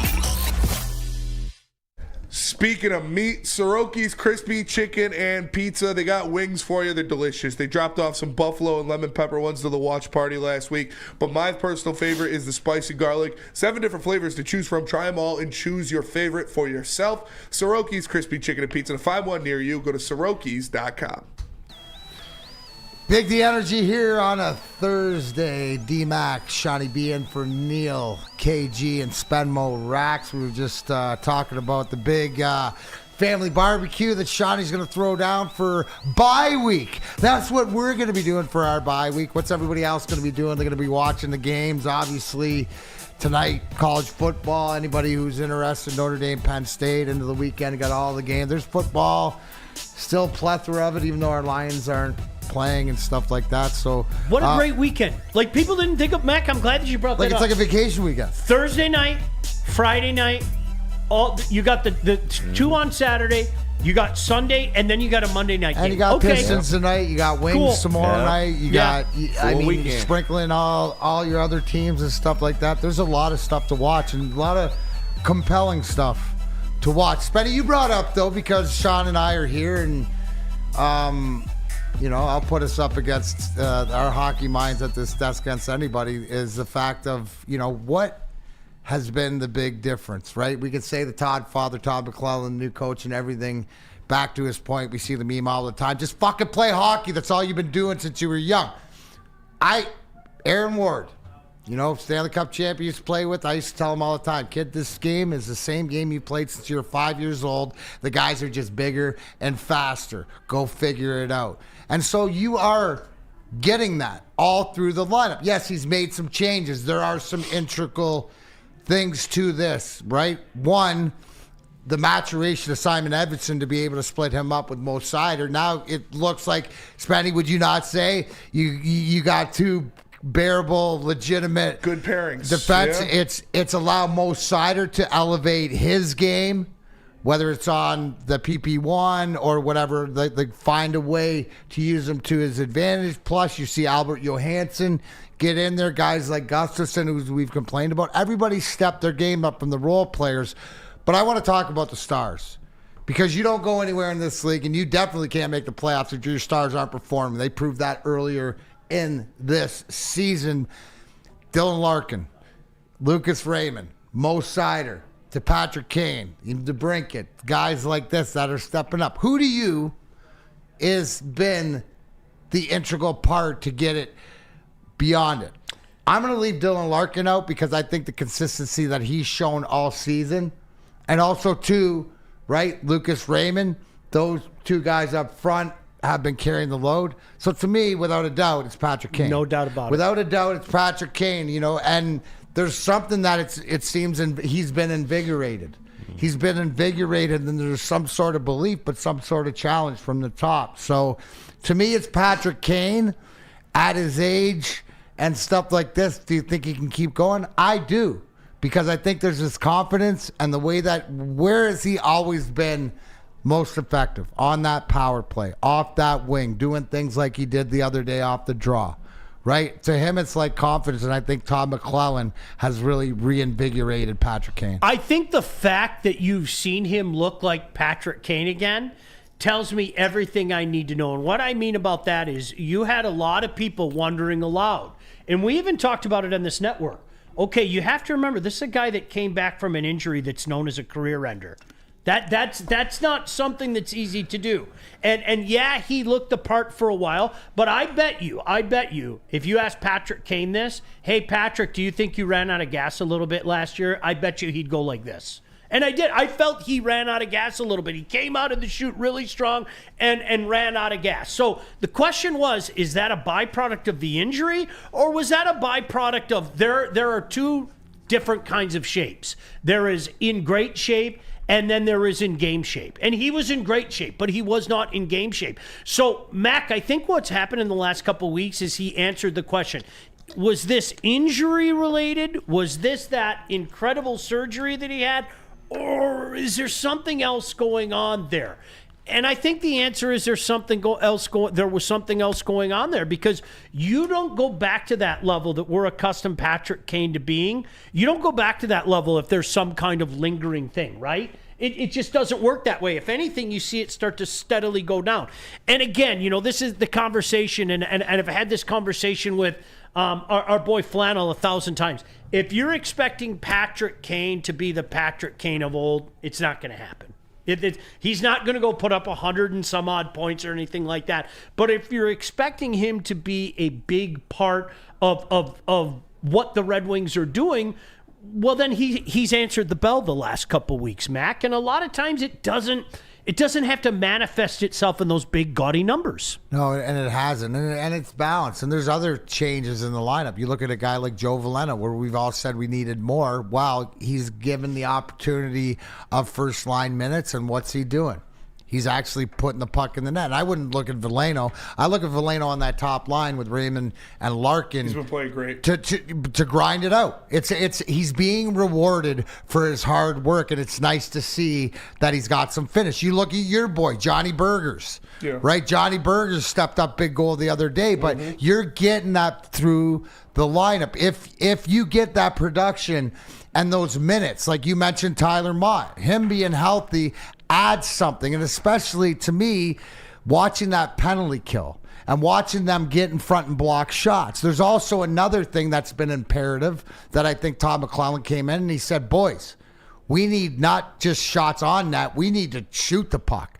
Because guys are shooting the puck. I brought it up the other day. Dylan Larkin's under Todd McClellan averaged 5 shots a game, under Lalonde 2.5. So guys are shooting the puck even if it's getting blocked. You see the confidence of the talent to their ability, and especially on the power play. I love hearing you say that, because I look at Tarasenko. A lot of people just thought, let's put him on the first line. And it didn't work. For whatever reason, it didn't work. I think Tarasenko is what he is at this point in his career right now. You know why he fit into Florida? Because he wasn't that guy that won a Stanley Cup in St. Louis. He wasn't that first line guy. So he was able to be a big body farther down their depth chart. So you know what you do? Do you try to cram that square into a circle? No. You know what you do? Okay, let's find Veleno. Veleno can go work with those guys, and let Tarasenko be back. Let him be that third line guy and do what he does. Again, if Tarasenko isn't living up to your expectations, that's because there were your expectations. This is a guy that was one thing and is now completely something different. That doesn't mean that he can't fit in a puzzle. But if you were expecting the guy from 5, 6, 7 years ago, you're not going to get that guy, because he's not that guy anymore. He was a nice pickup by Florida. He was a nice piece of their puzzle. But I think, Darren, for me, one of the problems the Red Wings have had for a long, long time is asking somebody to be something that they aren't, right? That really, it's been a... Because less is more, or because they needed more. Yep.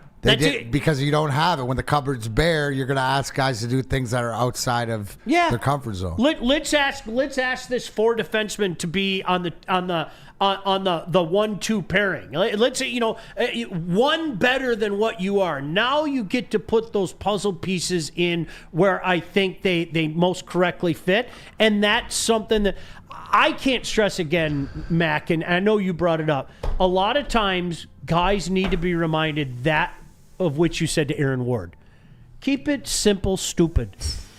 You've played this game your whole life. You think this game in ways that other human beings don't. Don't overthink it. Don't go out and play hockey. And a lot of times you need to be reminded of that. And I think that the biggest thing too in coaching is, and I know this from Todd McClellan, he's going to prepare you, and he's going to let you know to a player his expectations out of you. So it's pretty cut and dry. And you go out and do that. Here's the biggest difference too, Sean. right? And you mentioned at the beginning of the show, through the end of November and December, they get down a goal, and it looked like everybody's dog got shot. Right? And there was no comeback. Yep. The other night in that building, after Kachuk scores and puts them down, there was no on the bench. It was like, no, let's go. The perseverance. That is huge. And belief in each other. Also, too, I saw Mike G, mention about the shots on net, and we're getting them early. We're starting games on time. We're not getting behind. We're ready to go. That's coaching also. Real quick, let's go to the break, but I wanted to address something else because this is becoming a consistency, and that's Alex Lyon on the injured list, and I wanted to get your feeling. Billy Husso obviously called up and stuff like that. But tell me about Mark White, Spenny. I will tell you about Mark White. If you're looking to buy or sell your home, Mark White should be your first choice. Make sure you hit him up because he'll save you up to $5,000 of your closing costs. That's right, I said $5,000. Visit him at markwhitesells.com or call him at 248-290-8242. markwhitesells.com. Mark White should be your first choice when you're looking to buy or sell your home. Feldman Chevrolet, Michigan's #1 Chevy dealer, is kicking off the game with the best prices on all cars, trucks, and SUVs, like this 2024 Silverado for just $296 a month, or this 2025 Equinox for as low as $371 a month. Our locations in Novi, Highland, New Hudson, Livonia, and Lansing means we have the perfect Chevy right in your backyard. Get the home team advantage every day at Feldman Chevrolet, Michigan's #1 Chevy dealer. Can't get enough Lions coverage? Make sure you catch all Woodward sports shows every game day. Wake up with Woodward and Maine, giving you the latest insight into the Lions locker room and press conferences. Then join the Lions pregame show, highlighting key matchups, injuries, and what to watch for during the game. Follow all the ups and downs of the live game action with our Woodward Watch Party live on YouTube and woodwardsports.com. After the game, check out the instant fan and host reactions with the Lions postgame show. Every game, it's wall-to-wall, kneecap-biting, high-fiving, chest-pumping Lions coverage. Hell yeah! Only at Detroit's #1 sports network, Woodward Sports. Woodward Sports, let's go. All right, Woodward sports fans, whether you're hitting the game or just chilling, Jars Cannabis has you covered. Jars is home to Michigan's largest lineup of rec cannabis products. They've got 27 locations across the state, repping Michigan in a big way. 9 locations are right in Metro Detroit, so there's always one nearby. If you're in Grand Rapids, Madison Heights, or Milan, get ready. New stores are coming your way soon. The Darren McCarty brand will be everywhere in Jars real soon. Ask at your local Jars distributor. And I do want to point out in the chat, Mike G talking about Tarasenko, saying that he's not. It's not like he's like just cruising out there. He's not mailing it in or anything. He is trying. He's back checking. He's fighting for pucks. He just doesn't have it anymore. And at least he's putting an effort out there to see. And that's all you can ask. I hope people understand that. But it, and this is why I brought up Flannel. And Flannel, I hope you know I don't mean any disrespect, but it's like the Jamison Williams conversation. Yes. If you're expecting 1,500 yards and 20 touchdowns, you're going to be disappointed. I promise you're going to be disappointed. Mm-hmm. He doesn't have to be that, right? And with that being said, Tarasenko at one point in time was that guy. He was a key cog to a Stanley Cup champion.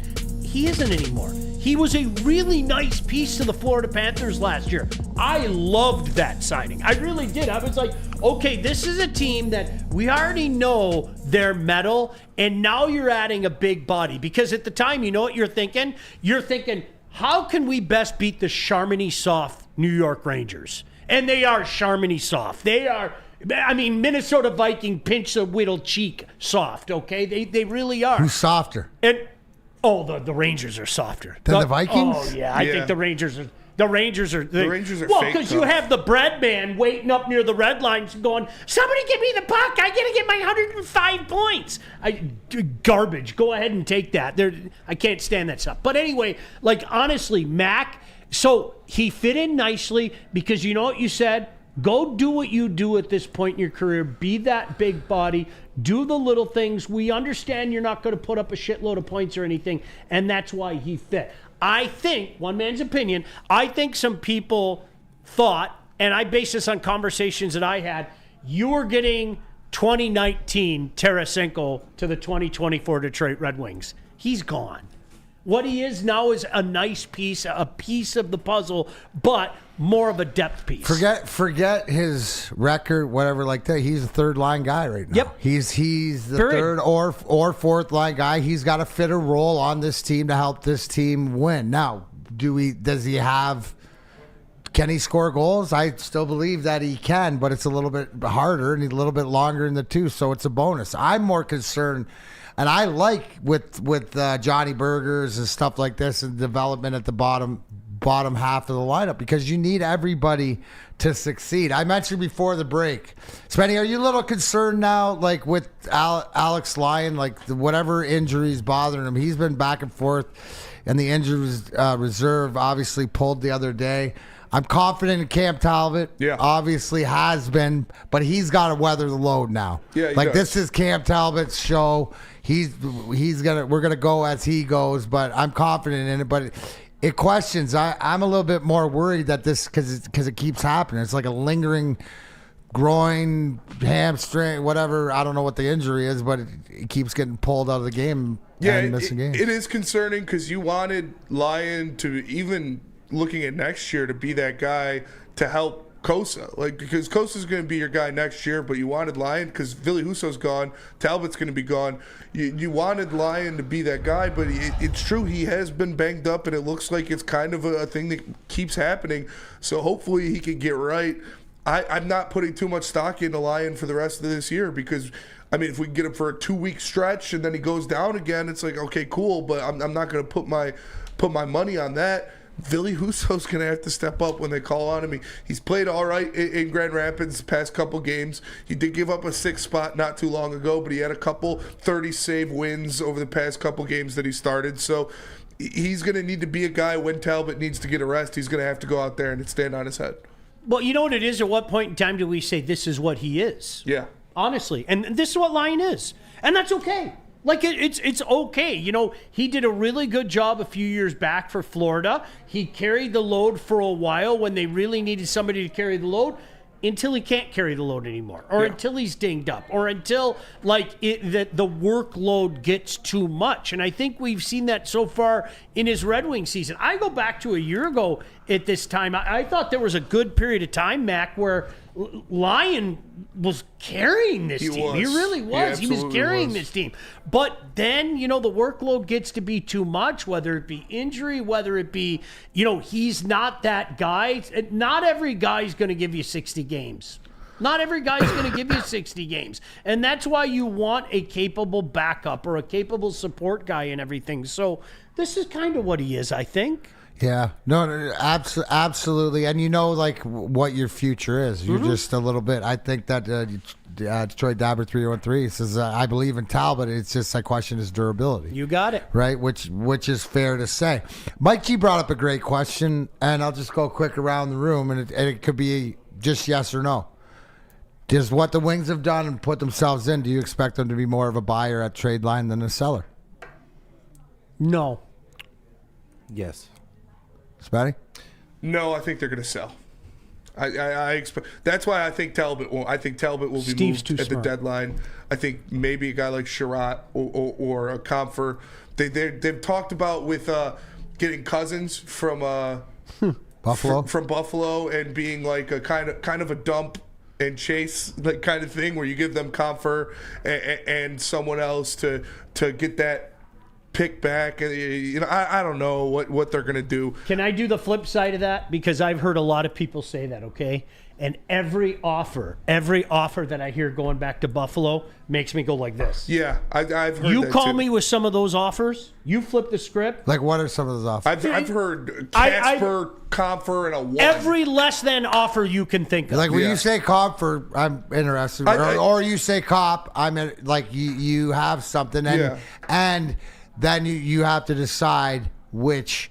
Casper ain't going anywhere. Exactly. You know what I mean? You might get a Veleno. It's the old adage, to get something you have to give up something. And Buffalo is already a team. Here's another one of their first round draft choices. And it's not like the guy's poor or anything like that, but that's a commodity. It might be a case of sometimes a guy needs a change of scenery. Sometimes he needs a change of scenery. But you're you're not going to give them up for some of the packages that have been. We always used to, when I was doing the Ice Time show, Mac, we always used to laugh because every time near trade deadline, somebody would throw out, we'll give you Draper and Dandino. Well, who do you want in return? Oh, we'll take Yager in a first-round pick. All right, done. Sounds good. Yeah. And so what I would do is I would give them dial tone. Okay, do you know what my answer to this trade is? No. And then get hung up on. Yeah. And that's, you always have to ask yourself this question. Would you make the deal that you're proposing? Like that's the smart way to think about it. It sounds great from my vantage point, but why on earth would Buffalo make some of those deals that have been thrown out there? No, I could see, like I say, I could see them selling some like Talbot. A playoff team will want Talbot. You could get something for him. Sherratt, that could be a nice, a third pairing guy on a playoff team. So we'll see. I would be very surprised if they buy at the deadline. What do you think, Matt? You know what? Right now, I don't think they're buyers. But if you look at this upcoming schedule, you got Chicago, you got San Jose. Let's reevaluate this conversation and see where this team is after the West Coast trip. February 1's a good date for me personally. Yeah, that's what I said. I like what I'm seeing right now. Now these home games, these next 3 games, you got Chicago, you got San Jose, and you got the Kraken at home. You got to expect, at least 2-1. If you're making moves, now's the time to make moves before you got to go out east, right? The Phillies, and we'll really know that, and then we got to go out west. So along the way, if you come out of there and you're leading that pack in the wild card or for the wild card ahead of the Montreals and the Ottawas, that's what you're trying to do. Look out! I might change my tune, but today I think I'm with you guys, and it's more. Don't you find it's more of in sports, but even in the NHL, is that you're not getting Freddie Charles. Yeah. Freddie Charles, by the way, is future considerations, which is either now it's either you got to look at the money or you got to look at change of scenery. I'm going to give you a good player to get a good player in return. And we'll go to break. We'll come back. How about an Ask BDE? Shootout questions for me, KG, D-Max, Sean, whoever you got a question for, put it in the chat, and we'll ask them coming up next. But first, let them watch. I will let them watch at the watch party, the live watch party, and the post-game show for the playoffs at Hey Social. Make sure you tap in. Nope. Me and Easy on the watch party. Stick and Anson on the playoff or on the post-game show. Presented by Savage Coffee Roasters, Soroki's Crispy Chicken and Pizza, 1800 Tequila, and New Holland Brewing Company. Make sure you come check it out. It's a great time as always. Hey Social, great spot to catch a game. Walk into any Lady Jane's Haircuts for Men today. Open 7 days a week. Sit back, relax, and enjoy precision haircut, scalp massage, hot leather neck shave, and hot towel treatment from one of our talented stylists. Step up your game this season and take advantage of our $20 haircut special. Scan the QR code and get your coupon today. Lady Jane's Haircuts for Men, the ultimate haircut experience. Open 7 days a week. Walk-ins always welcome. Lady Jane's Haircuts for Men. It's wicked awesome. Back-to-back NFC North Division champions. The Detroit Lions are playoff bound and ready to eat the kneecaps of anyone standing in our way. Follow Woodward Sports as we cover the best season in Detroit Lions history. Go Lions! Talk about pressure, we live in pressure. That's where we freaking thrive. You did it again. From Detroit's #1 sports network, Woodward Sports. Feldman Chevrolet since 1996. Feldman Automotive has been driven to provide a fast, convenient, and first-class car buying experience called the Feldman Advantage. With 18 locations, there's a Feldman dealership in your backyard. Visit feldmanauto.com to find the location nearest to you. And you can catch Woodward Sports Network live from Feldman Chevrolet of Novi. That's right in Sean's backyard. Feldman Chevrolet, Detroit's #1 Chevy dealer. Welcome back, Big D Energy here on a Thursday. D-Max, Shawnee B, KG. Spenmo Racks talking Wings, Pistons. Both teams on a 5-game winning streak. The Pistons taking on Golden State Warriors. Steph Curry in town tonight. Must see. Wonder who's going down there. Tomorrow night, you got the Blackhawks. They're in town. So, and we got a bye this week and a barbecue on Sunday. So, I mean, it's all looking up and up. Real quick from the mailbag. Boys, I've lost who said it. This would be good, but where was it? It was more in preference to morning dump or evening dump. Which one is preference? I like the morning dump, especially.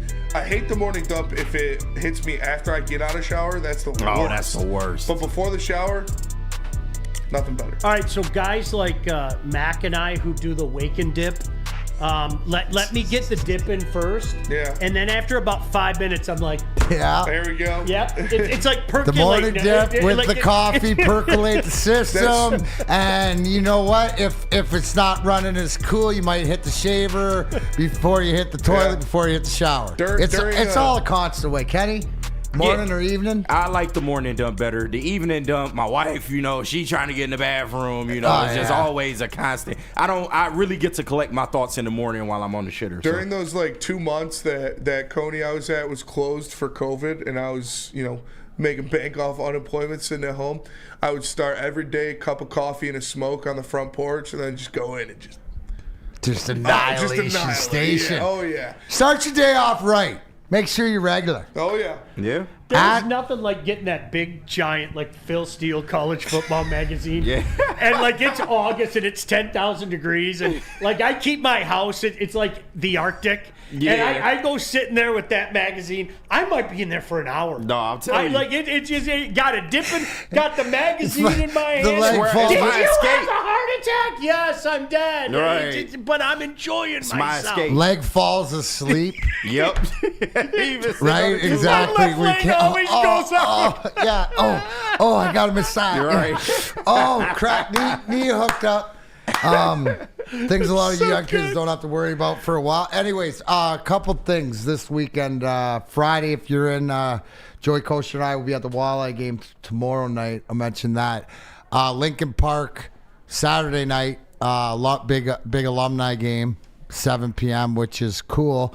But you're going up to do, and this goes into Mike G's question, because you're going up to Traverse City to do the North whatever. South, yep. The Michigan hockey that Sean does. Mike asks, can anybody knock off Catholic Central? No.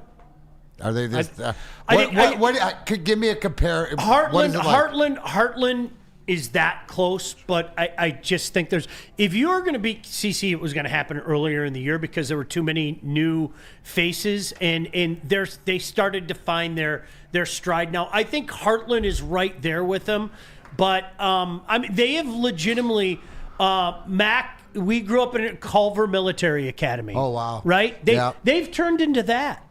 They haven't lost in the state in almost 3 years. Think about that. With all the competitive hockey, and your son was part of it, with all the competitive hockey in this state, they haven't lost in this state. It'll be 3 years in a couple weeks. So I don't think I don't think so. If anybody can, it's going to be Heartland. If anybody can, it'll be Heartland. Okay. But should they meet in the finals? They would meet in the regional final at Heartland.